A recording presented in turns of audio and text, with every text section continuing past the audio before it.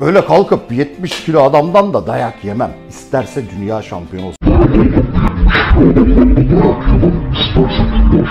Böyle kalkıp 70 kilo adamdan da dayak yemem. İsterse dünya şampiyonu olsun. Böyle kalkıp 70 kilo adamdan da dayak yemem. İsterse dünya şampiyonu olsun. Böyle kalkıp 70 kilo adamdan da dayak yemem.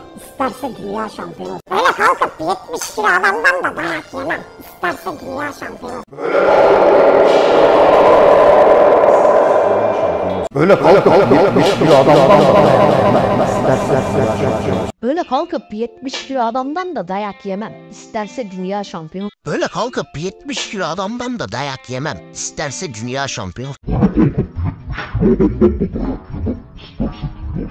Böyle kalkıp 70 kilo adamdan da dayak yemem. İsterse dünya şampiyonu olsun. Böyle kalkıp 70 kilo adamdan da dayak yemem. İsterse dünya şampiyonu. Böyle kalkıp 70 kilo adamdan da dayak yemem. İsterse dünya şampiyonu. Sonuç aşağı yüzde ses. Hemen hikaye adamdan madar şimdi bakalım.